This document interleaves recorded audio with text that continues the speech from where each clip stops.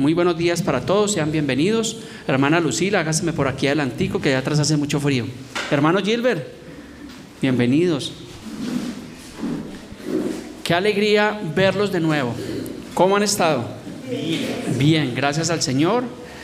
Días de llovizna, días de frío, pero gracias a Dios por la llovizna que está cayendo pues en nuestra ciudad y en nuestra nación. Es necesaria, ¿no? Bueno, nuevamente bienvenidos a todos. Hoy iniciamos un estudio basado en la vida del apóstol Pablo. Creo que a la mayoría de ustedes les envié un mensaje el día de anoche, otros que no estaban en el grupo de Familias en Cristo, los incluimos. Y bueno, de pronto a algunos no les gustan esos grupos, se pueden salir porque de pronto hay personas que les molesta estos grupos, aunque aquí evitamos enviar mucha información, sino procuramos enviar solamente lo necesario. Entonces vamos a comenzar un estudio basado en la vida del apóstol Pablo. Vamos a hacer el día de hoy una breve biografía, vamos a ver su conversión, vamos a ver su ministerio, y en 8 días, y yo creo que nos vamos a abarcar por ahí 2 o 3 domingos más, vamos a estar viendo los viajes misioneros de Pablo, sus enseñanzas, los padecimientos de Pablo como cristiano, y allí vamos a poder extraer muchísimas enseñanzas que realmente son necesarias para cada uno de nosotros. Así que, como decía el mismo apóstol Pablo en 2 Corintios 10:5, disponga su corazón, su vida, quite todo argumento que le impide tener claridad en las enseñanzas bíblicas. Así que el mensaje de hoy se titula ¿cómo? Vida del apóstol Pablo. Y hay un propósito en este mensaje, o yo creo que hay varios propósitos. Realmente que nosotros como creyentes conozcamos o crezcamos en el conocimiento de las Escrituras. Es necesario. Vemos en los estudios bíblicos que a veces aprendemos cosas que no sabíamos o las ignorábamos, pero que realmente estaban ahí escritas. Es lo que estamos viendo estos días o estos domingos de 9 a 9:45 en los estudios bíblicos. También hay otro propósito, es que realmente estas cartas fueron escritas principalmente a la iglesia primitiva y por ende a todas las iglesias y a los demás creyentes cristianos. Yo creo que como cristianos o personas nuevas en el cristianismo, yo creo que deberíamos estudiar siempre la vida del apóstol Pablo, las cartas paulinas, porque realmente allí encontramos realmente instrucciones. ¿A quién? A la iglesia. Por eso Pablo se refería a los hermanos, y hay mucho que aprender. Realmente cuando leemos las cartas paulinas, las cartas de Pablo también son un instructivo para los que aspiran al ministerio. Si yo le preguntara cuántos aspiran al ministerio, cuántos quieren ser diáconos, o cuántos quieren evangelizar, o cuántos quieren un día predicar el evangelio, pues recordemos que la Biblia dice que si alguno anhela obispado, dice que buena obra desea. Pero allí encontramos estos instructivos en las cartas de Pablo. En 1 Timoteo 3, capítulo 3 del 1 al 7 encontramos los requisitos de los pastores, y a partir del versículo 7 hasta el versículo 13 encontramos los instructivos. ¿Para quién? Para los diáconos. ¿Cuántos saben qué es un diácono? Un ujier, un servidor. Entonces, antes de ser pastor, yo fui diácono por muchos años, servía en diferentes áreas, y ahora pues por la gracia del Señor estamos aquí presidiendo.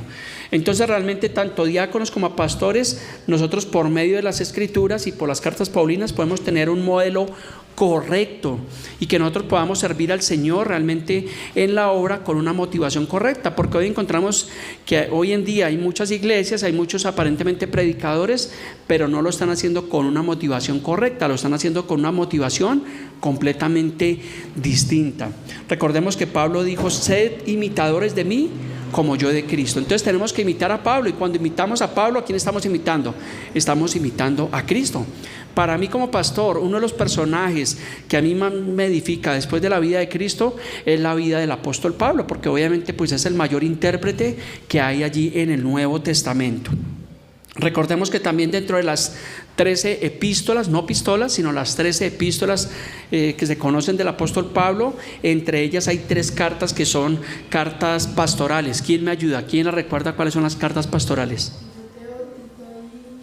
Filemón, no. Nuestro estudiante estrella, correcto, muy bien. ¿Sí ve lo importante que es venir a los estudios bíblicos? Que aprendemos qué son las cartas paulinas, cuáles son las cartas carcelarias, ¿cuáles son?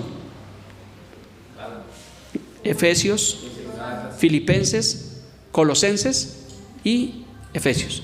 Son cartas que fueron escritas desde la cárcel.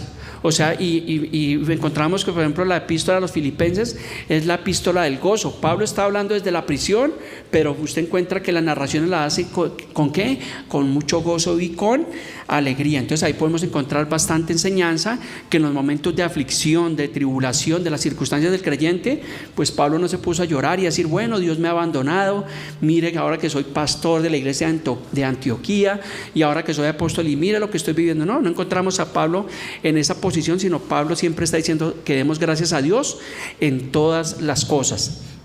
Entonces Pablo también fue un apologeta. ¿Cuántos saben qué es un apologeta? ¿Nadie? ¿Quién me ayuda? Un apologeta es un defensor de la doctrina. Cuando nosotros defendemos o hablamos en contra de las falsas doctrinas, estamos siendo apologetas. Entonces Pablo también fue un ferviente defensor del cristianismo. Recordemos que hace 15 días estábamos viendo un estudio donde estábamos encontrando que Pablo estaba allí confrontando ¿a quién? A las doctrinas judaizantes, pero también lo encontramos en otras cartas hablando acerca de los falsos profetas y de los falsos maestros. Entonces vamos a ver una breve biografía. ¿Qué es una biografía? Pues un estudio de una persona. Entonces, ¿quién era Saulo de Tarso? Recordemos que el apóstol Pablo, antes de ser convertido, antes de ser llamado al Señor, ¿cómo se llamaba? ¿Saulo de dónde? De Tarso. De Tarso. ¿Y por qué de Tarso? Porque era la región donde había nacido. Recordemos que en los tiempos bíblicos no habían apellidos como hoy en día, entonces se conocían las personas por la región. Entonces Saulo era de Tarso, era un hombre judío, él nació en Tarso, que era una ciudad, la capital de Cilicia, que queda actualmente en lo que se conoce como Turquía.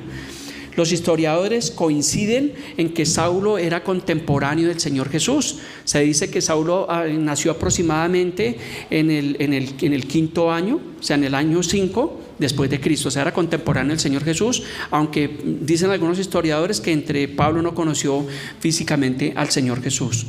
Pablo tuvo la ciudadanía romana al nacer, era ciudadano romano, fue enviado a estudiar por sus padres en Jerusalén y se convirtió en un fariseo, y el mismo Saulo lo relata. Aquí comenzamos nuestra base bíblica, el primer versículo del día de hoy. Muchas gracias. Hechos 22:3. Dice Pablo: yo de cierto soy ¿qué? Judío, nacido ¿en dónde? En Tarso de Cilicia, pero criado en esta ciudad, instruido a los pies de Gamaliel. ¿Cuántos saben quién era Gamaliel? Ya vamos a verlo con Biblia en mano. ¿Quién era Gamaliel? Dice: estrictamente conforme a la ley de nuestros padres, celoso de Dios, como hoy lo sois todos vosotros. Entonces aquí Pablo está relatando obviamente de dónde era él, pero vamos a encontrar obviamente que Saulo fue un hombre que empezó a perseguir a la iglesia. A pesar de que había sido instruido a los pies de Gamaliel, era fariseo de fariseos, él empezó a perseguir a la iglesia de Cristo, porque pensaba que obviamente los cristianos o este movimiento cristiano estaba en contra del fariseísmo. Entonces vamos a ir al capítulo 8 del libro de los Hechos. Si usted tiene su Biblia, por favor, ábrala. De lo contrario, aquí están los versículos. ¿Cuántos habían leído la historia de Saulo de Tarso? Pocos. Entonces sí, lo importante es estudiar las escrituras. Hechos capítulo 8 versículo 1 dice: y Saulo consentía en su muerte. Está hablando de la muerte de Esteban. Dice: en aquel día hubo una gran persecución contra la iglesia que estaba ¿dónde? En Jerusalén. Dice: y todos fueron esparcidos por tierras de Judea y de Samaria, salvo los apóstoles. O sea que esta persecución que estaba allí también en manos de Pablo, dice que los cristianos fueron ¿qué? Esparcidos. ¿Y a dónde fueron esparcidos? A Judea y a Samaria. ¿Usted recuerda en Mateo 28 cuando el Señor les da la orden de la gran comisión? ¿A dónde le dice que vayan? A Judea y a Samaria. Entonces vino una persecución, y esta mañana hablamos de las circunstancias. Gracias a esa circunstancia, a esa persecución que hubo, ¿qué pasó? Que la iglesia tuvo que dividirse, y fueron cuando llegaron ellos allí a Judea y Samaria. O sea que en cierta forma se estaba cumpliendo el propósito del Señor de ir por todo el mundo, porque ellos estaban allí en Jerusalén, estaban lo más de cómodos. Y lo tremendo es cuando la iglesia se acomoda, cuando se acomoda a las cuatro paredes y no salimos realmente pues a evangelizar. Pues eso le pasó aquí a los creyentes del primer siglo, y tuvo que venir una persecución. Dios permitió que fuera allí Saulo de Tarso, obviamente a perseguir la iglesia. Ellos salieron ¿a dónde? A Judea y a Samaria, salvo los apóstoles, que ellos se quedaron allí en Jerusalén. Hechos 8:2 dice: y hombres piadosos llevaron a enterrar a Esteban e hicieron gran llanto sobre él. ¿Cuántos recuerdan la vida de Esteban? Fue el primer mártir que hubo en la iglesia. Vamos a verlo aquí en Hechos 7:58. Dice: y echándole fuera de la ciudad, ¿qué pasó con Esteban? ¿Cómo fue muerto? Apedreado. Debe ser terrible morir apedreado, ¿no? Pero en los tiempos bíblicos, en los tiempos de la iglesia del primer siglo, muchos eran apedreados pues por causa de seguir el evangelio, otros pues por infringir las normas de la ley, pero aquí Esteban había sido apedreado, dice, y los testigos pusieron sus ropas a los pies de un joven que se llamaba ¿cómo? Saulo. O sea que Saulo consintió la muerte de Esteban, porque imagínense que le pongan a sus pies la ropa de un muerto, de un difunto, y le digan, mire, aquí quedó el que estaba en contra de ustedes. Entonces Saulo inicialmente, como perseguía a la iglesia, él estaba obviamente de acuerdo con la muerte de Esteban. No fue el autor, digamos, material, pero de cierta forma el autor intelectual. Versículo 3 del capítulo 8 dice, y Saulo, ¿qué hacía? Aplaudía a la iglesia, consolaba a la iglesia, asolaba a la iglesia. ¿Qué es asolar? Perseguir. Imagínense la asolación que él tenía, dice, y entrando casa por casa. ¿Qué estaba haciendo casa por casa? Dice, arrastraba a los hombres y a las mujeres y los entregaba en la cárcel. ¿Alguna vez usted ha visto que arrastren a alguien? ¿Recuerda esas peleas de las muchachitas allá en el colegio que los arrastraban de las mechas? Pues así de cierta forma Pablo estaba arrastrando a hombres y a mujeres. Y algunos dirían, vea este machista, pegándole a las mujeres, arrastrando a una mujer. Pero Pablo realmente, o Saulo, porque aún no era Pablo, sino realmente Saulo estaba allí entrando casa por casa. Imagínense que él tenía autoridad, obviamente, para entrar casa a casa, porque hoy en día uno no puede entrar a una casa así a la fuerza, tiene que haber una orden, ¿cierto? La justicia tiene que tener una orden de allanamiento para poder ingresar a una casa, pero Pablo tenía obviamente ese derecho de poder entrar a donde, casa por casa. ¿Para qué? Para perseguir a los cristianos, y después de arrastrarlos y llevarlos allí, ¿a donde los entregaba? ¿En el jardín? Los entregaba en la cárcel. Ahora vamos, entonces ya tenemos idea de quién era este Saulo. Qué joyita, ¿no? Uno decía, uy, este es mucho desgraciado, ¿no? Mire, persiguiendo a la iglesia, persiguiendo a los cristianos, arrastrando a hombres y mujeres. Qué falta de piedad y de misericordia. Pero vamos a ver ahora la conversión de Saulo. En Hechos capítulo 9, saltamos al capítulo 9, versículo 1, dice, Saulo, respirando aún amenazas y muerte contra los discípulos del Señor, vino al sumo sacerdote. O sea que Saulo odiaba a los cristianos, él era un enemigo de Cristo, porque dice que respiraba una amenaza. ¿Sí ha visto a una persona amenazando a otro? Y lo amenaza y le dice, es que usted no sabe quién soy yo. Tal vez decía allí Saulo, usted no sabe quién soy yo, y si usted sigue predicando a su Cristo, lo voy a arrastrar y lo voy a llevar a la cárcel, y si me da papaya lo vamos a apedrear. Versículo 2 dice, y Saulo le pidió cartas para las sinagogas de Damasco, a fin de que si hallase algunos hombres o mujeres de este camino, los trajese presos a Jerusalén. Entonces se fue ¿a dónde? A Damasco. Dijo, vamos a ir a Damasco, vamos a salir a las regiones y vamos a ir a perseguir todos esos cristianos. Era el plan que tenía allí Saulo. Entonces él pidió cartas, pidió autorización, más en el versículo 3 dice, mas yendo por el camino, ¿qué le pasó? Dice, aconteció que al llegar cerca de Damasco, o sea que no alcanzó a llegar, sino tal vez a las afueras, dice que repentinamente le rodeó ¿qué? Un resplandor de luz del cielo. ¿Quiénes saben qué es esa luz? ¿Un carro que venía en contravía, que le prendió las luces altas? No. Dice Jesucristo, muchas gracias, porque dice que una luz del cielo, un resplandor le rodeó. O sea que el mismo Señor Jesucristo, que ya había ascendido, que estaba en los cielos con su Padre, Él mismo se estaba manifestando. Entonces obviamente, como le digo, Pablo iba por su camino, por su propio camino, su propia dirección, su propio capricho, diciendo voy a ir a arrestar a esos cristianos, pero realmente encontramos que obviamente nuestros caminos a veces no son los caminos del Señor, o a veces nos encontramos luchando contra la corriente. Eso lo dice Isaías 55:9, dice, como son más altos los cielos que la tierra, así son mis caminos más altos que vuestros caminos. O sea que los caminos del Señor son más altos. Pablo o Saulo tenía allí un propósito de ir por ese camino a arrestar a los cristianos, pero obviamente se encontró obviamente con ese resplandor de luz del cielo. ¿Y esa luz quién es? Cuando leemos los evangelios, cuando leemos el libro de Juan, encontramos que quién es la luz. ¿Codensa? En él, Juan 8:12, dice Jesús, yo soy la luz del mundo. Dice, el que me sigue no andará en tinieblas, sino que tendrá la luz de la vida. O sea que ¿cómo estaba Saulo antes de tener ese encuentro con el Señor Jesús? Estaba en tinieblas. ¿Cómo estábamos tú y yo antes de tener el encuentro con Jesús? Dígame la verdad. ¿Vivía bien? ¿Estaba en la luz? ¿Vivía en el gozo, en la alegría? No, estábamos en tinieblas, pero encontramos a Cristo. Lo que le pasó hace más de 2000 años a Saulo de Tarso, ahora nos está pasando a nosotros. Encontramos esa luz en nuestro camino y esa luz nos está guiando ¿hacia dónde? Pues al camino correcto, que es el Señor, que es la palabra de Dios. Versículo 4 de Hechos 9 dice, y Saulo, cayendo en tierra, oyó una voz que le decía, Saulo, Saulo, ¿por qué me persigues? Le estaba hablando el mismo Dios. Entonces Saulo escuchó la mejor voz. No estaba escuchando la voz Kid, ¿no?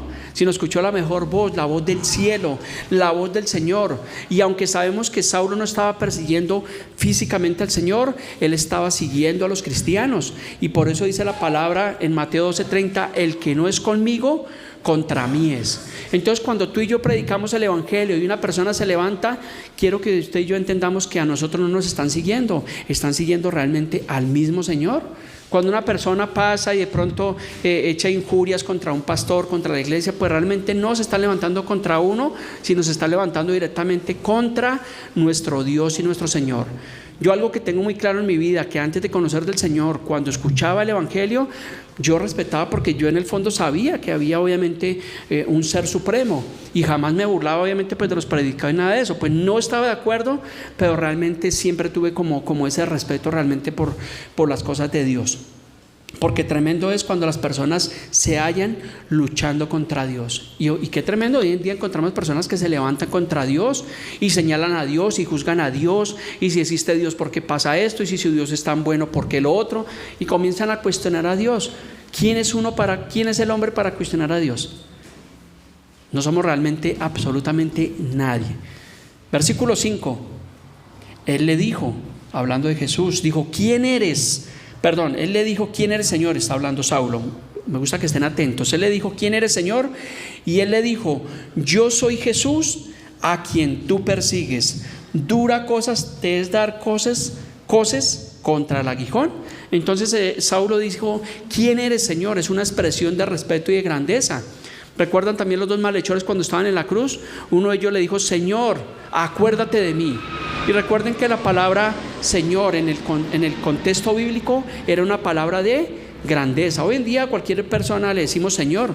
Señor, ¿qué son estas horas de llegar? ¿No? Llega el hijo tarde. Señor, ¿qué son estas? Muy bonito, ¿no? Pero en los tiempos bíblicos era una palabra de grandeza, de respeto. Y aquí obviamente Saulo estaba diciendo, ¿quién eres, Señor? Entonces se refirió a él con una expresión de grandeza y de respeto. También le dice, dura cosa te es dar coces contra el aguijón. ¿Qué significa esto? Alude a quien porfía contra la razón o un poder mayor, o a quien trata de resistir una fuerza a la que no se puede vencer. Eso es lo que significa que estaba hablando, le estaba diciendo Jesús ahí a Saulo, que él estaba resistiendo realmente a la verdad de Dios, a la verdad del evangelio. No hay nada peor para un ser humano que resistirse realmente a las cosas de Dios, al evangelio de Dios, a terminar luchando en contra de Dios. Continuemos, versículo 6. Saulo, él temblando y temeroso dijo, Señor, ¿qué quieres que yo haga? Me gusta esta expresión porque él no le dijo, bueno, ¿usted quién es? ¿Qué le pasó conmigo? Respete, yo soy Saulo de Tarso y si se mete conmigo, no. Él dijo, ¿qué quieres que yo haga? Qué bonito la actitud de una persona que tiene un encuentro con Dios, que inmediatamente diga, Señor, ¿qué quieres que haga? O sea, ponerse a disposición de Dios. Yo creo que en mi caso, les contaba esta mañana a los hermanos el testimonio de mi vida. Lo primero que me pasó cuando yo conocí al Señor en el año 2000 fue decirle, bueno, Señor, si tú me quitas esta enfermedad, yo te prometo que te voy a servir. Y mire dónde estoy, sirviendo al Señor. Porque yo le dije, bueno, Señor, sáname, quítame esta migraña, restaura mi vida, mi matrimonio, y yo te prometo que te voy a servir. Y gracias al Señor pues he podido cumplir esa promesa y estar sirviendo hoy en día al Señor. Entonces él temblando, temoroso, obviamente pues imagínense, estaba temoroso, pues ese encuentro sobrenatural que tuvo allí Saulo, de que esa voz del cielo, y no era cualquier voz, era una voz obviamente majestuosa, con poder, de estruendo, le estaba hablando a él, pues él obviamente estaba temblando y temoroso. Fue un suceso sobrenatural, como hablábamos esta mañana. ¿Qué quieres que haga? No renegó, no profirió maldición alguna, no dudó. ¿Y el Señor qué le dijo? Levántate y entra en la ciudad y se te dirá lo que debes hacer. O sea que le dio una instrucción. Es la vida de obediencia en los cristianos. Nosotros los cristianos tenemos que aprender a obedecer. Antes no lo hacíamos porque éramos desobedientes, ingratos, irrespetuosos, pero ahora en el Señor, ¿qué hacemos? Obedecemos al Señor por medio de su palabra. Y dijo levántate. ¿Por qué le dijo levántate? Porque recordemos que estaba ¿dónde? Caído, estaba ahí en el piso. Entonces el Señor le dice levántate y entra a la ciudad y se te dirá lo que tienes que hacer. Versículo 7 dice: y los hombres que iban con Saulo, o sea que iba con sus secuaces. Saulo no iba solo, iba con otro grupo de personas allí a perseguir a los cristianos. Dice que los hombres que iban con Saulo se pararon, ¿cómo quedaron? Atónitos. ¿Alguna vez usted ha estado atónito ante un suceso o algo que haya pasado? Como que la persona queda como inmóvil, como que no se puede mover. Pues esto les pasó lo mismo. Dice, oyendo a la verdad la voz, mas sin ver realmente a nadie. O sea que ellos también oyeron la voz en ese camino solos. Imagínese usted que va en el campo y oiga usted una voz. ¿Usted qué hace? Usted sale corriendo, queda petrificado. Recuerdo que cuando estaba niño y nos llevaban al campo, y pues uno pues usualmente de niño, pues el niño le tiene miedo a la oscuridad, inclusive a unos grandes. Y uno en el campo como que hay muchas historias y muchas cosas. Imagínense en medio del campo donde usted escuche realmente una voz. Lo que le pasó realmente a estos hombres, que también quedaron atónitos. Versículo 8: entonces Saulo se levantó de tierra y abriendo los ojos no veía a nadie. Así que llevándole por la mano le metieron en Damasco. Entonces aquí, según la historia que pasó en ese momento, que Saulo quedó, ¿qué le pasó a Saulo? Quedó ciego. Por eso lo tuvieron que llevar de la mano y lo metieron en Damasco. Entonces imagínense, él finalmente llegó a Damasco, pero ya los propósitos y los planes habían completamente cambiado. Eso es lo que hace Dios con nosotros: cambiar nuestros planes, pensamientos de mal, y convertirlos en pensamientos de bien. Entonces Saulo iba con un propósito ¿de qué? De ir y arrastrar y perseguir a los cristianos, pero ahora se encuentra que tiene que ser llevado de la mano y lo metieron a Damasco. O sea que finalmente sí llegó allí a Damasco. Versículo 9, donde estuvo 3 días sin ver y no comió ni bebió. O sea que él quedó completamente ciego, estaba anonadado, estaba atónito, estaba sorprendido, estaba perplejo, y debido a eso no comió ni bebió.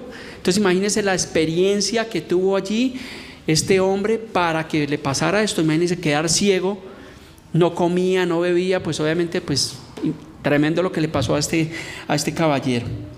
Entonces posiblemente la afectó, y esta afección posiblemente tuvo que ver con el aguijón en su carne. Muchos dicen que la Biblia no dice cuál era el aguijón de Pablo, porque la Biblia habla del aguijón que tenía Pablo. Vamos a verlo, 2 Corintios 12:7, que es una carta también del apóstol Pablo allí a la iglesia de Corinto. Dice: para que la grandeza de las revelaciones no me saltase desmedidamente, me fue dado ¿qué? Un aguijón en mi carne. ¿Un mensajero de quién? De Satanás, que me abofetee para que no me enaltezca en sobremanera. O sea que fue necesario, o sea que Dios permitió este aguijón de Pablo. ¿Para qué? Porque obviamente Dios sabía el propósito y los planes que tenía con Pablo, y hoy en día nosotros lo podemos ver.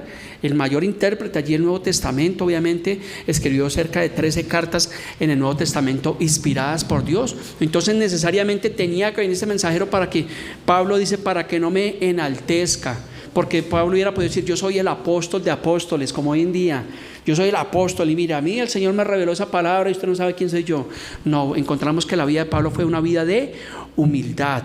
Y por eso le digo que la vida de Pablo nos debe edificar a nosotros como iglesia, como pastores, como diáconos, porque encontramos a Pablo ejerciendo un ministerio de la manera más correcta que se puede hacer, de la manera más transparente, de la manera más limpia.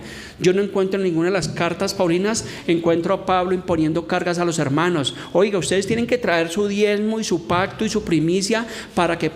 ¿Sí encontramos eso o no lo encontramos? No se encuentra. Y si no se encuentra, entonces, ¿por qué muchas iglesias predican esto? Porque desconocen el contexto, porque no estudian la palabra de Dios. Entonces Pablo decía yo a ninguno he agraviado. Pablo no ponía carga en ninguna de las personas.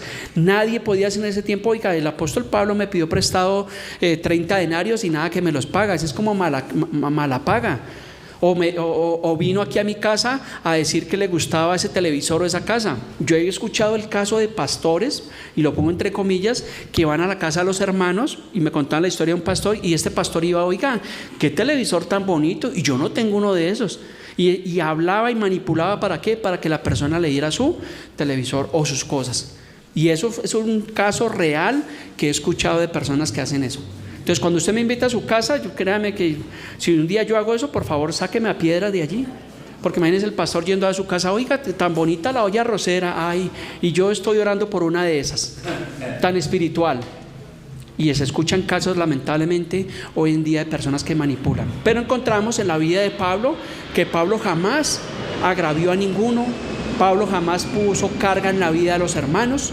Antes dice la Biblia que Pablo trabajaba con sus manos para no ser gravoso a ninguno de los hermanos. Por eso yo digo que en una iglesia nueva, una iglesia pequeña, una iglesia joven, el pastor tiene que trabajar. Y si su pastor no trabaje, por favor no lo vaya a mantener. El pastor tiene que trabajar en lo posible, ya que la iglesia cree que, bueno, la iglesia que pueda sostener realmente al pastor es algo muy distinto, pero en lo posible el pastor tiene que trabajar y va a crear una iglesia completamente saludable y va a ser de ejemplo a los hermanos. Porque si hay alguien ocioso en la iglesia, el pastor tiene la autoridad de decirle, oiga hermano Gilbert, venga, deje de dormir hasta las 10 de la mañana, trabaje. No, el hermano Gilbert se levanta a las 3 de la mañana. Pero si hubiera alguien, el pastor tiene la autoridad de hacerlo. Pero si es un pastor flojo, que se levanta a las 11 de la mañana y se va a meterse en casas ajenas y a cogerse las cosas que no son y a manipular, pues obviamente no hay autoridad. Entonces por eso le digo que el apóstol Pablo a mí me edifica como pastor, como cristiano, porque aprendo mucho realmente de lo que está allí escrito. Entonces estábamos allí, dice que le fue dado un aguijón en su carne, un mensajero de Satanás que me abofetee para que no me enaltezcan sobremanera. Versículo 8 dice, respecto a lo cual 3 veces he rogado al Señor que lo quite de mí. El versículo 9 dice, y me ha dicho, bástate de mi gracia, porque mi poder se perfecciona en la debilidad. Por tanto, de buena gana me gloriaré más bien en mis debilidades, para que repose sobre mí el poder que hay en Cristo. Entonces habla de un aguijón de la carne. Muchos especulan, muchos dicen que no se sabe, pero la Biblia sí nos da una pista. Vamos a ir a ver una pista acerca del aguijón que tenía Pablo en su carne. Gálatas 4:14 y 4:15. Dice Pablo allí a la iglesia de Galacia, dice, y no me despreciaste ni me desechaste por la prueba que tenía en mi cuerpo. O sea que los hermanos de ese tiempo estaban mirando la prueba que tenía Pablo, estaban mirando el aguijón de Pablo y tal vez decían, pobrecito Pablo, mira lo que le está pasando. Por eso él dice que no me desecharon ni me despreciaron, porque ellos sí estaban mirando cuál era la prueba que tenía Pablo. Dice, antes bien me recibiste como un ángel de Dios, como a Cristo Jesús. Versículo 15 dice, ¿dónde está pues esa satisfacción que experimentabais? Porque os doy testimonio, dice Pablo, de que si hubieseis podido, os hubiera sacado vuestros propios ojos para dármelos. ¿Qué está hablando Pablo ahí? Le dice a los hermanos, o sea, si ustedes hubieran podido físicamente y espiritualmente sacar sus ojos para dármelos a mí, o sea, que ¿cuál era el aguijón de Pablo posiblemente? Un problema en sus ojos. Y obviamente vemos que cuando él tuvo ese encuentro allí de camino a Damasco, pues obviamente él quedó ciego y aparentemente esto le repercutió. Entonces para mí, desde mi punto de vista, sí creo que el aguijón de Pablo haya tenido que ver con sus ojos. Continuemos.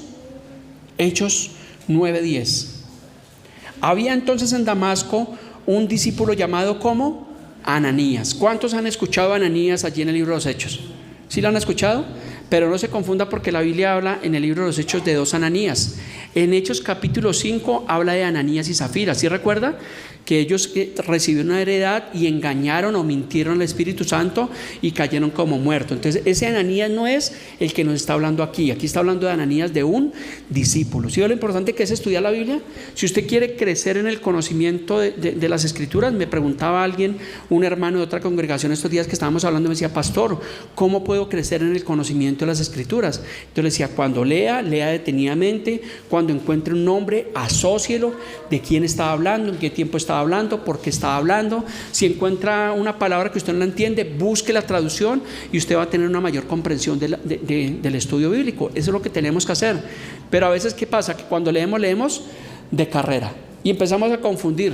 Entonces confundimos a estos Ananías, confundimos a los Juanes que habla en la palabra, confundimos a María cuando hay 3 Marías. Entonces saber específicamente en qué momento o qué persona era la que se está refiriendo a la palabra de Dios. Mi esposa me dice: es que tú te grabas todos esos nombres, pero es que es importante a veces grabárselos para tener un poquito mayor comprensión de la lectura bíblica.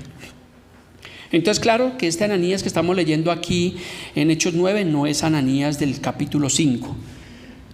Versículo 11. No, leamos el versículo 10 porque no he terminado. Dice: entonces había en Damasco un discípulo llamado Ananías, a quien el Señor dijo en visión: Ananías. Y él respondió: heme aquí, Señor. Ahora sí, versículo 11. Y el Señor le dijo: levántate y ve a la calle que se llama Derecha y busca en casa de Judas a uno llamado Saulo. Lo mismo, este Judas no es Judas Iscariote, es otro Judas, un discípulo. Dice: y busca a uno llamado Saulo de Tarso, porque he aquí él ora. Imagínense cuando el Señor le dio la orden allí a Ananías que fuera, inmediatamente dijo: no, pero yo quiero ir por allá. Imagínense Saulo, si yo he escuchado que ese hombre arrastra a los cristianos, es un malvado, ¿no? Que se muera, que se quede ya ciego, ojalá quede ciego para toda la vida para que no esté molestando más. O sea, en la naturaleza humana es lo que uno haría, porque a veces somos duros de corazón, a veces queremos sacar la paja del ojo que tiene nuestro hermano, pero no miramos el tronco que tenemos en nuestro ojo. Eso nos suele pasar por la naturaleza a veces pecaminosa que tenemos. En el versículo 12 dice: y ha visto en visión a un varón llamado Ananías que entra y le pone las manos encima para que recobre la vista. Versículo 13: entonces Ananías respondió: Señor, he oído de muchos acerca de este hombre, cuántos males ha hecho en tus santos en Jerusalén. O sea, él, más sin embargo, pues obviamente en su humanidad dijo: Señor, yo he oído mucho acerca de este hombre. ¿Será que el Señor no sabía quién era Saulo? Claro que el Señor sabía quién era Saulo, pero más sin embargo el hombre se estaba tratando de excusar. Versículo 14 dice: y aún aquí tiene autoridad los principales sacerdotes para prender a todos los que invocan tu nombre. Yo que voy a ir por allá, mejor envíeme por allá a predicar a otra persona, pero dejemos ese que... Y a veces tristemente nos pasa así. Rechazamos a personas que sabemos, de pronto una persona que está en las tinieblas, que está en el pecado, que es una persona que posiblemente es un ladrón o que es un vicioso, y nosotros a veces tenemos el mal hábito de rechazar a esas personas. ¿Sí les ha pasado o solo le pasa al pastor?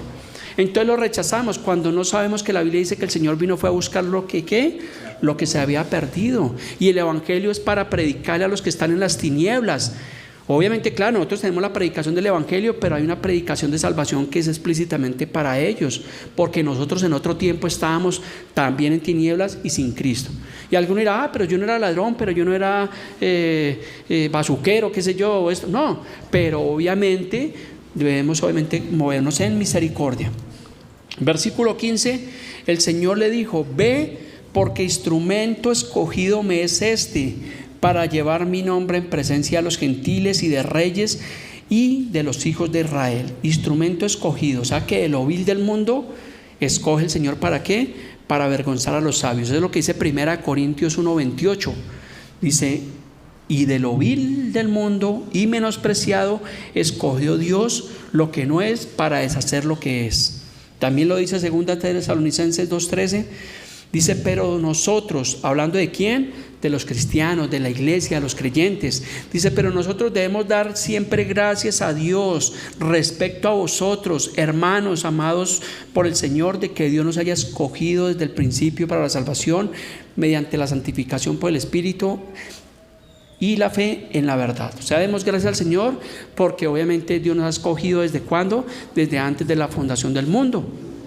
Obviamente por su gracia.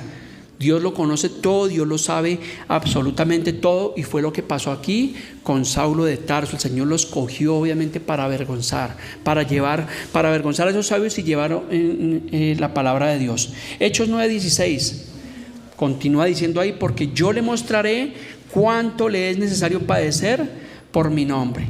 No le dijo: pare de sufrir, descubre el campeón que hay en ti.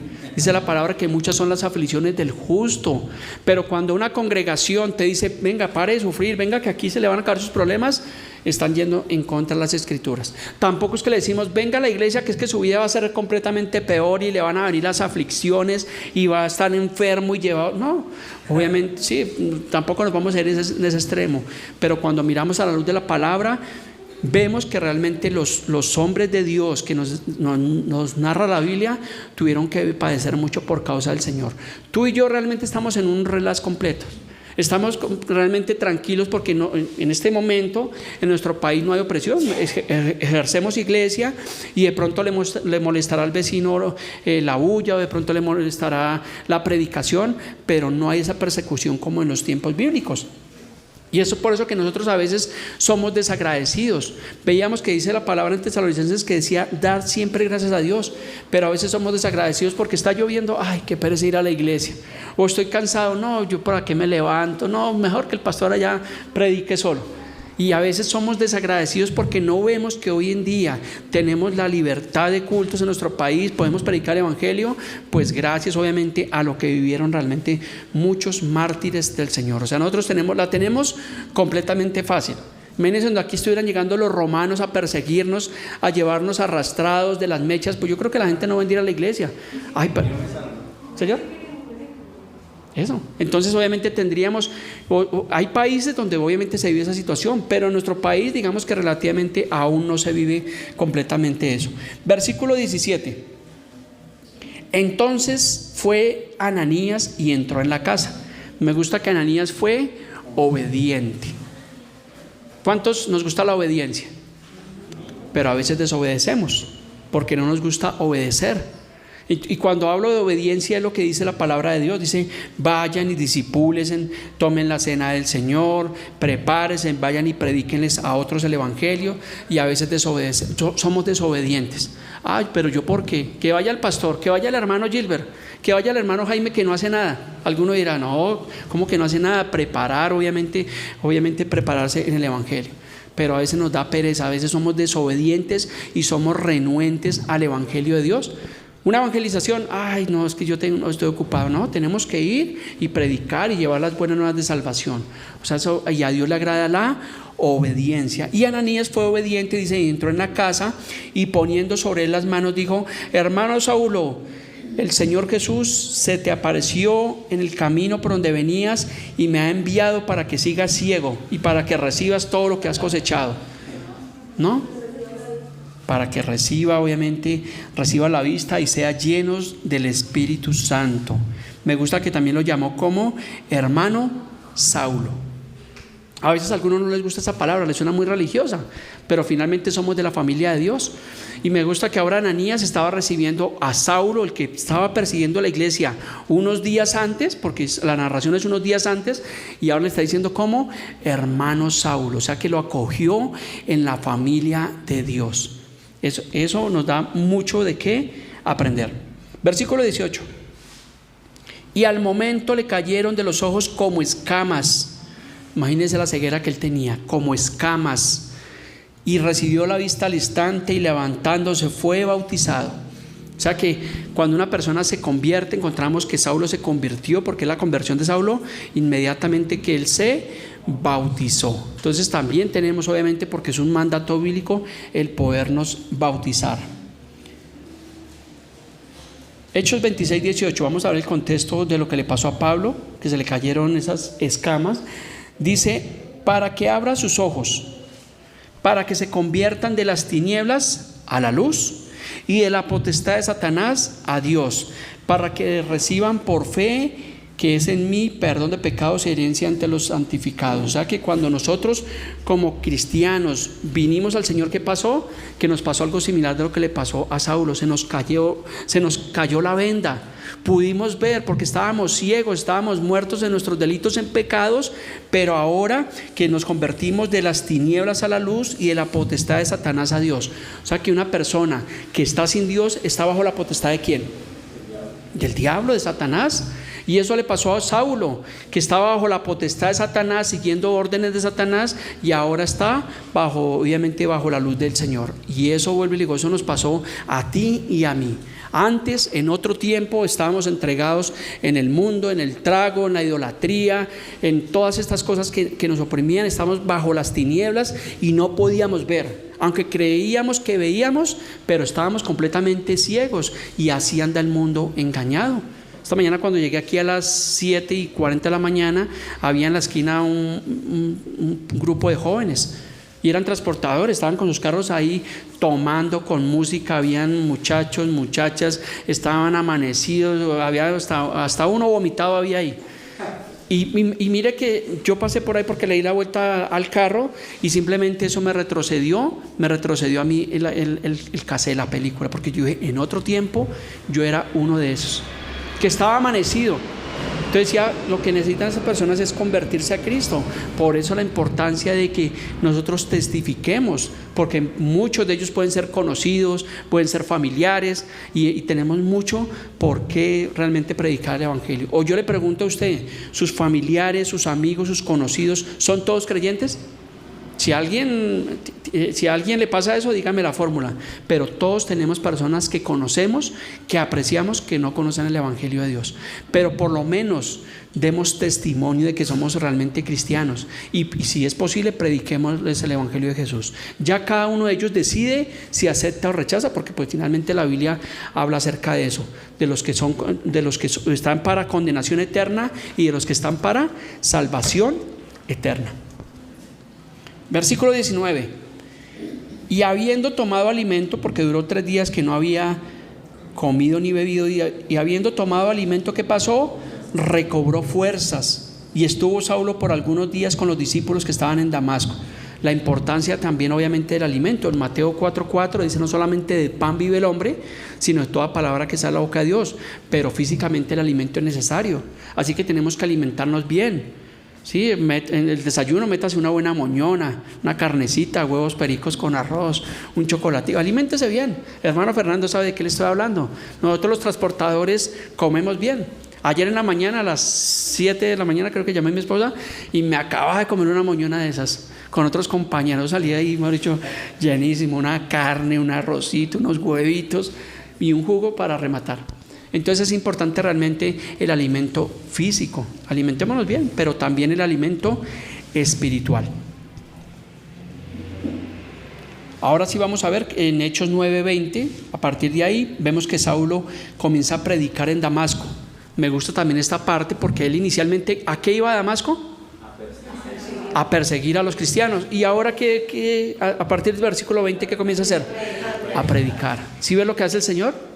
O sea, esos son los planes de Dios. Qué bonito estar uno realmente en los planes de Dios, que pueda uno, como dicen, salir de las tinieblas a la luz admirable. Dice el versículo 20, dice, y años después predicaba a Cristo en las sinagogas. Enseguida. Dice, enseguida predicaba a Cristo en las sinagogas diciendo que este era el Hijo de Dios. Entonces un recién convertido también tiene que hablar obviamente las buenas nuevas de salvación. Cuando Jesús sanaba a los enfermos en los evangelios, Jesús, ¿qué les decía a algunos? Ve y cuenta a los tuyos cuán grandes cosas ha hecho Dios contigo. O sea, los mandaba que testificaran, y aquí Saulo estaba predicando, estaba testificando que Jesús era el Hijo de Dios. Algunos llevan años de ser cristianos y no le predican absolutamente a nadie. Si yo le preguntara, no es necesario que me responda, ¿cuántas personas has ganado para Cristo? Pastor, pues yo le predico a mi perrito y a mi gatico, pero no. Pero tenemos que predicar, ganar personas para Cristo. A mí me gusta, yo hago lo posible cuando tengo la oportunidad de predicar el Evangelio y de hablar y decir, y no porque sea pastor, porque fuera de la iglesia yo soy un cristiano común y corriente, pero si tengo la oportunidad, discúlpeme, de predicar el Evangelio, créame que yo lo hago, porque no me avergüenza el evangelio, porque es poder de Dios. Entonces eso estaba haciendo realmente Saulo, que inmediatamente estaba predicando en las sinagogas. Versículo 21, y todos los que le oían estaban ¿qué? Sorprendidos, atónitos, y decían, venga, ¿no es este el que asolaba en Jerusalén? Al hermano Fernando le pasa mucho usualmente en el barrio, que a veces va y le predica a los jóvenes y dicen, venga, pero usted no era el borracho ese que hacía y deshacía, ¿o no te ha pasado? Hace 8 días te pasó. Entonces lo mismo le estaba pasando allí a Saulo. Decían, venga, ¿no es este el que asolaba en Jerusalén a los que invocan este nombre? Y ya eso vino acá para llevarnos presos ante los principales sacerdotes. O sea que las personas estaban atónitas, decían, venga, pero ¿cómo es esto? Que antes estaba haciendo lo malo y ahora está haciendo lo bueno. Y qué bonito es que nosotros podamos testificar también a personas que nos conocen, porque la Biblia dice que nadie es profeta en su propia tierra, porque si tú vas y le predicas a tu familia ¿qué va a decir? Pero este era el borracho, pero este era el que cogía, este era el que deshacía, este era el que... Entonces no nos avergoncemos obviamente del poder de Dios. Versículo 22 dice, pero Saulo mucho más se esforzaba y confundía a los judíos que moraban en Damasco, demostrando que Jesús era el Cristo. O sea, le estaba dando testimonio de su conversión, diciendo, oiga, venga, yo iba aquí, venía para Damasco a arrestarlos, a perseguirlos a ustedes, pero resulta que me encontré con Jesús, el que ustedes conocen, el que ustedes siguen, el que a Jesús, ese que andó con muchos de ustedes. Y decían, y yo ahora tuve un encuentro con Jesús, y mire, me pasó esto, me pasó lo otro, y ahora yo quiero predicar a Cristo. Era el testimonio que posiblemente estaba dando Saulo. Versículo 23 dice que Saulo escapa de los judíos. Ahora pasó de perseguir a ser perseguido. Ahora le tocaba a él escapar. Dice, pasados muchos días, o sea que la historia si continúa y dice, los judíos resolvieron en consejo, ¿qué hicieron? Matarlo. Dijeron, lo mandamos a que matara a los cristianos, que los persiguiera, y no sirvió. Entonces ahora toca darlo de baja. Imagínense lo que había en el corazón de los judíos, de esos fariseos, de esos enemigos de Dios. Y yo digo, ¿qué de malo tiene predicar el evangelio? Si cuando tú y yo predicamos el evangelio, ¿qué estamos haciendo? Transformando vidas, diciéndole a las familias, venga, trate bien a su esposo, a su esposa, bendiga a sus hijos, honra a sus padres. No estamos dando malos consejos, pero el mundo a lo malo llama bueno y a lo malo llaman bueno. Y era lo que estaba pasando en ese tiempo, porque Saulo ya dejó de hacer el mal y automáticamente estaba haciendo realmente lo bueno, pero los judíos resolvieron en consejo matarlo. O sea, pasó de ser perseguidor a ser perseguido por causa del evangelio del Señor Jesús. ¿Me están entendiendo hasta este punto la enseñanza? Eso, no se me duerma, por favor, no se distraiga, no se me aburra, no, sino esté despierto, porque aprendemos muchísimo obviamente en las escrituras. ¿Cuántos habían leído estos escritos? ¿O cuántos no lo habían leído? Más bien esa es la pregunta. ¿Cuántos no habían leído la historia de Saulo? Y son historias bíblicas muy edificantes que están ahí en la escritura. Por eso yo le digo a usted y lo molesto, no se conforme con venir un domingo, sino entre semana usted coja un hábito de lectura, coja una porción de la Biblia, coja una historia. Pastor, que no entiendo, pues si no entiende, pues busque otra historia, pero escudriñe la palabra de Dios, tenga su propia Biblia, la de hojita, su esfero, su resaltador, venga a los discipulados y usted se va a empezar a apasionar por las cosas de Dios. Es bonito ver un cristiano que se apasione por las cosas de Dios, pero ver una persona que se llama cristiano, que le aburre ir a la iglesia, que le aburre la palabra y que está esperando a ver a quién les acaba el mensaje, pues ese es una persona que posiblemente no ha nacido de Dios. Y a veces tristemente en las iglesias pasa eso, en esta y en todas suele pasar eso, porque no vamos con la motivación correcta. Pero cuando uno ama al Señor, uno está atento a ver qué es lo que dicen, qué es lo que hablan, qué es lo que aprenden. En los estudios bíblicos yo siempre aprendo algo nuevo, algo que no sabía. Siempre digo, oiga, me gustó este versículo, me gustó esta explicación. Esta mañana le pregunté al hermano Jaime que de dónde había sacado ese estudio, porque pues es un estudio que estamos viendo bastante interesante.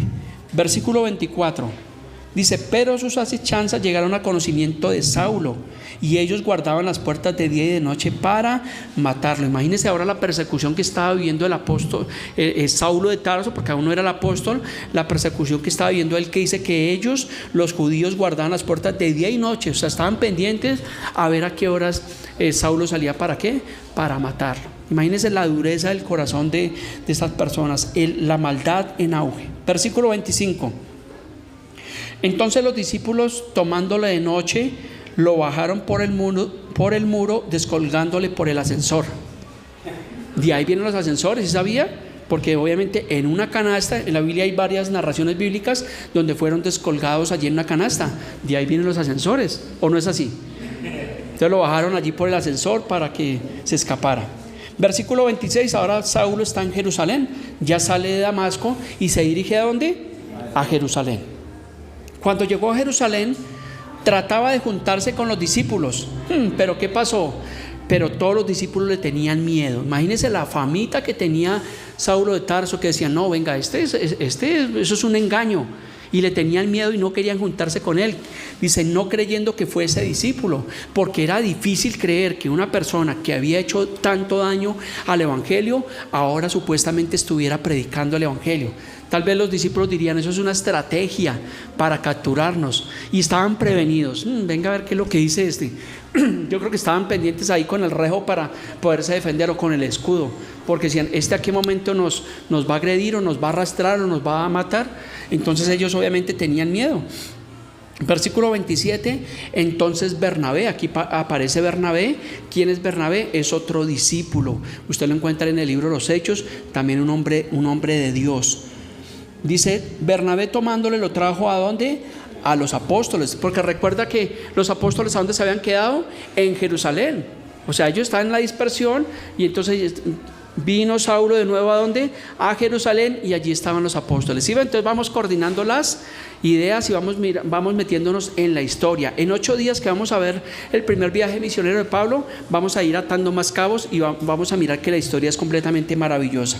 Dice entonces que Bernabé lo trajo a los apóstoles y les contó cómo Saulo había visto en el camino al Señor, el cual había hablado, y cómo en Damasco había hablado valerosamente en el nombre de Jesús. O sea que Bernabé, como discípulo, estaba testificando ahora de Saulo, y le dijo a los apóstoles, iba de camino a Damasco y le pasó esto y quedó ciego, y el hermano Ananías puso sus manos sobre él porque duró 3 días ciego, que no comió, no bebió, y ahora está viendo, y ahora viene hablando valerosamente de Cristo. Y yo creo que los apóstoles también estaban sorprendidos, estaban maravillados, porque todos conocían de la historia de Saulo.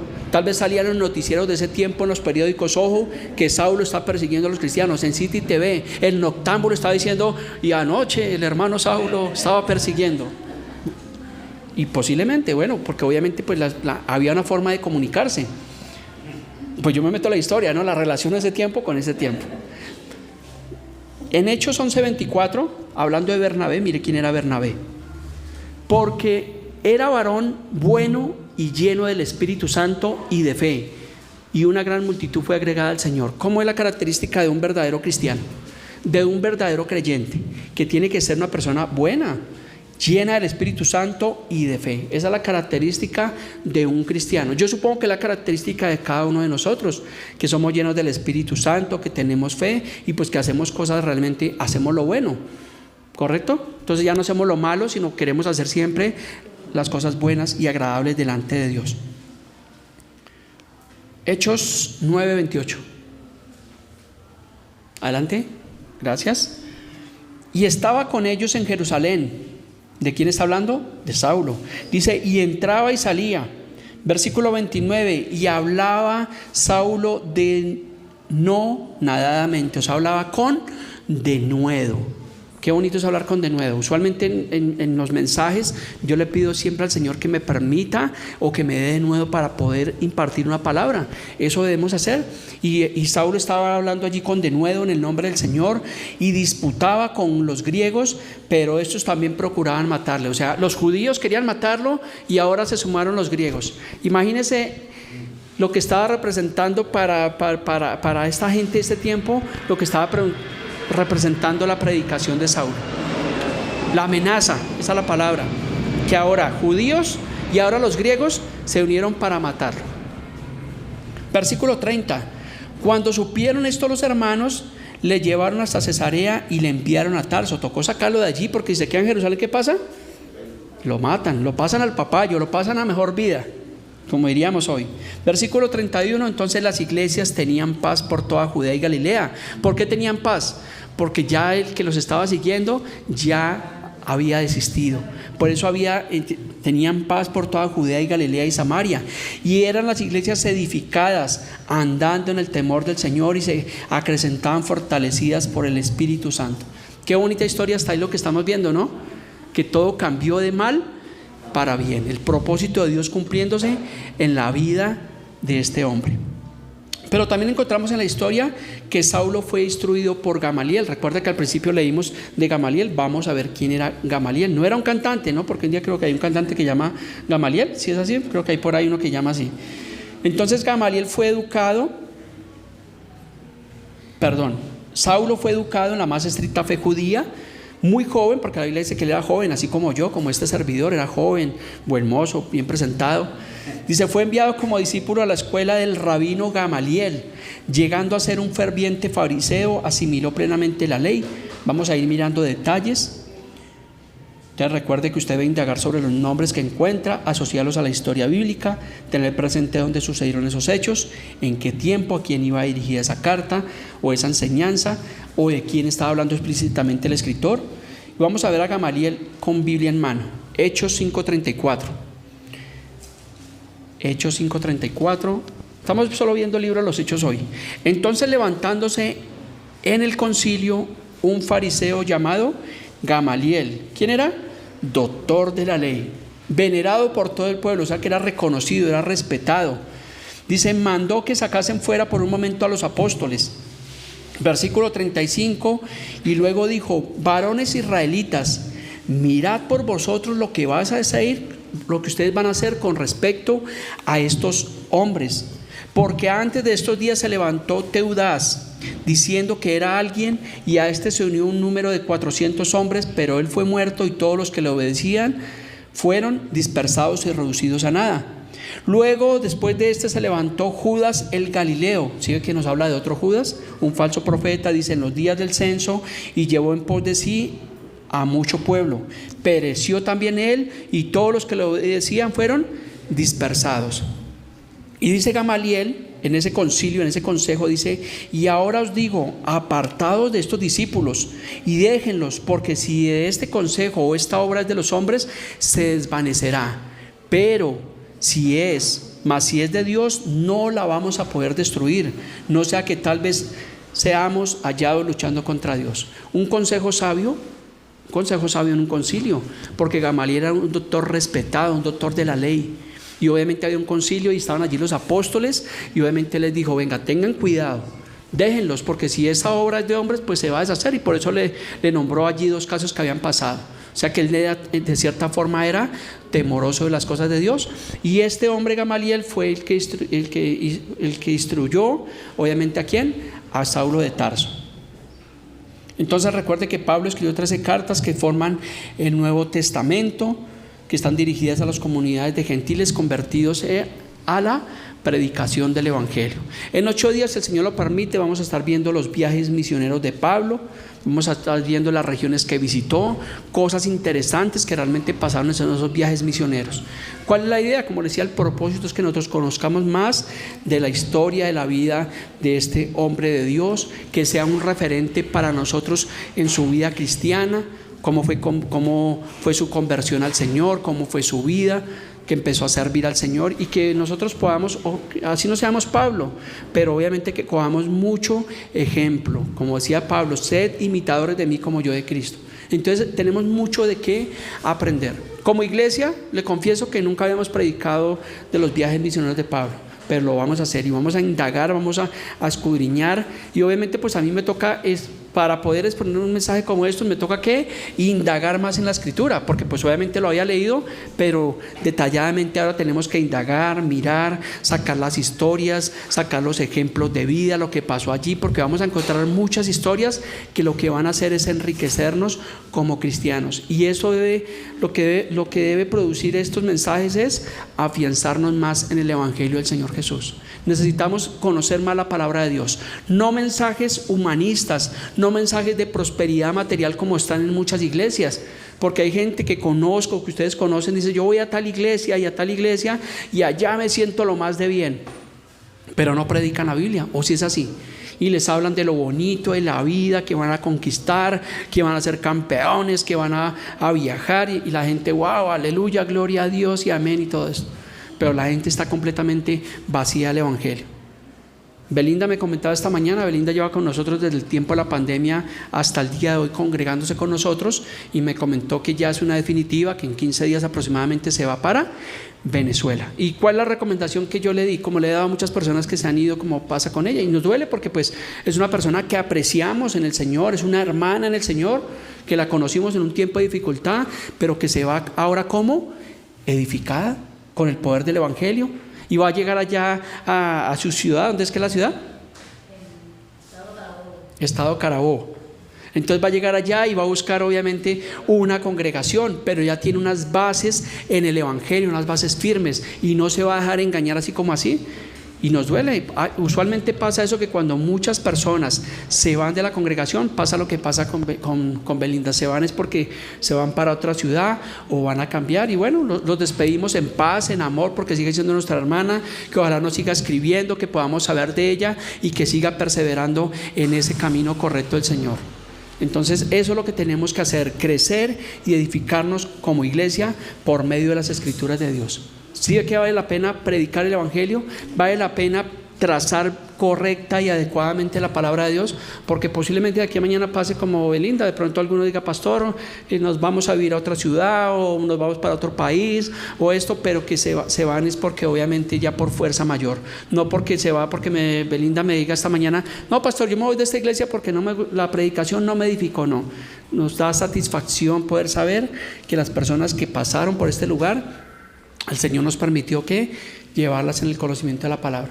Entonces vale la pena servir al Señor, vale la pena estudiar la Biblia. A veces metemos muchos versículos, y yo sé que de pronto a veces cansa tanta lectura, pero realmente allí es donde encontramos las riquezas inescrutables del evangelio de Dios. Así que por el día de hoy concluimos nuestra enseñanza. Recuerde y procure no perderse esta serie de enseñanzas. En 8 días vamos a ver el primer viaje misionero de Pablo, el segundo viaje en 15 días, el tercer viaje en 20 días, y el 15 días el viaje de su merced hacia Venezuela. Póngase sobre sus pies, vamos a concluir en oración. Tenemos hoy la cena del Señor.